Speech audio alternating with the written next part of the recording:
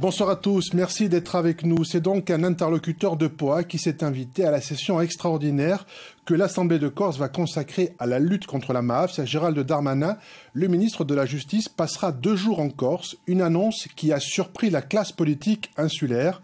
Certains y voient tout de même un bon signe pour prendre à bras le corps la problématique mafieuse ou aussi pour défendre d'autres revendications. Les explications de Jean-Philippe Mattei avec Franck Rombaldi. Une présence qui a surpris même l'exécutif. Gérald Darmanin, le ministre de la Justice, impose sa présence à la session contre les dérives mafieuses de l'Assemblée de Corse.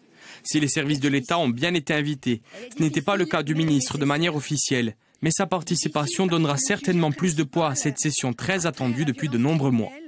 Pour l'heure, les modalités de prise de parole du ministre et des groupes politiques n'ont pas été tranchées par les services de l'Assemblée de Corse. Jusqu'alors, le Conseil exécutif ne s'est pas non plus prononcé et n'a pas réagi, mais des réunions d'ajustement sont en cours afin de bien gérer cette étape. Du côté d'Unsofiono et d'Awansem, on voit dans la visite un bon signal politique.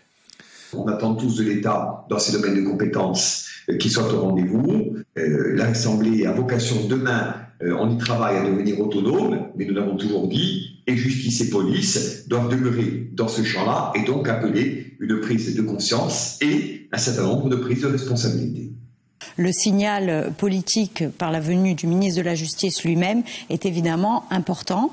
J'espère en tout cas qu'il sera, parce que c'est un acte politique, qu'il sera suivi d'actes pour ramener de la sécurité en Corse. Je crois que c'est ce que tous les habitants de l'île attendent.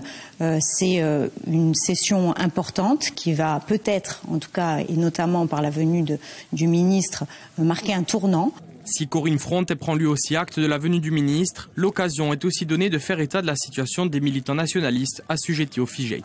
Il faut lui rappeler que le problème du FIGET n'est pas traité et solutionné, que le problème des condamnations financières de très nombreux patriotes corses reste en suspens, avec de très très lourdes condamnations financières qui, cumulées, représentent plusieurs millions d'euros. Mis en cause par l'exécutif à de nombreuses reprises pour son inaction et son absence dans les débats, réunions et ateliers de travail organisés depuis la précédente session contre les dérives mafieuses, l'État répond donc présent cette fois et il sera en première ligne. Une confirmation de changement d'attitude, le préfet Jérôme Philippine a régulièrement intégré la violence dans son champ lexical depuis décembre et l'ancien préfet Amaury de Saint-Quentin a déclaré que le crime organisé imprégnait l'ensemble de la société corse jusqu'au service de l'État. De son côté, dans son rapport, l'exécutif s'oppose à la création d'un parquet national anticriminalité organisée pourtant adopté au Sénat et à l'élargissement du statut de repenti au crime de sang, des points défendus par les collectifs anti-mafia. Gérald Darmanin s'attardera-t-il sur ces points? Réponse jeudi.